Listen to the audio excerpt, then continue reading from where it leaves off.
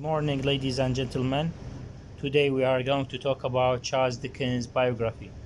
Charles Dickens was born in Portsmouth, England on February 7, 1812. His father, John, was a naval pilot clerk, so Charles grew up in port towns.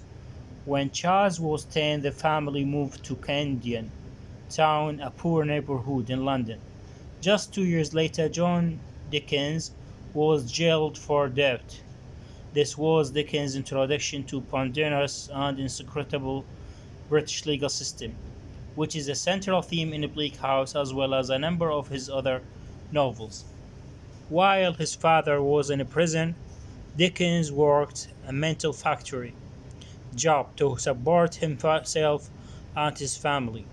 He was able to return to school at 13 and finished his education at 15 and got a job as a law clerk.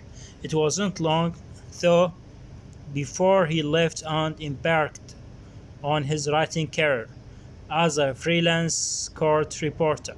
Several years later, Dickens was working as a parliamentary reporter, a journalist, and fiction writer, and publishing regular installments under the pseudonym Bose of what would become his first book, Skates I Buzz, 1836.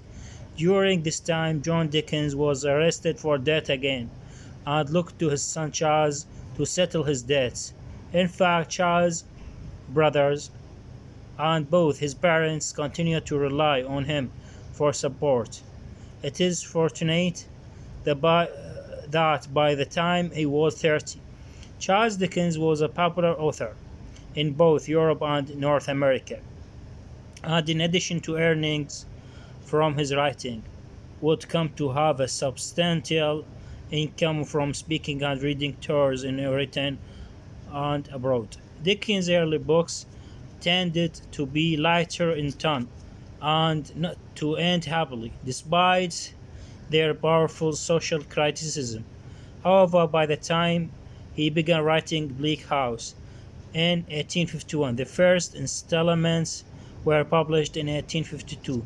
The atmosphere of his book had taken on a darker thing, and his plots no longer led to such happy outcomes. This reflected a number of sad experiences in his personal life. His sister Fanny died in 1848. His father and his mother, his 8-month old daughter, died in 1851, and his relationship with his wife continued to deteriorate. Although many criticisms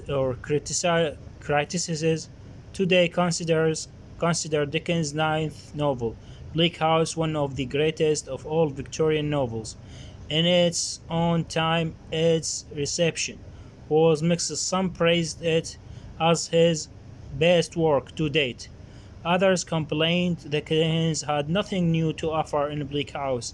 It was just another group of flat, eccentric characters engaged in a messy and improbable plot line.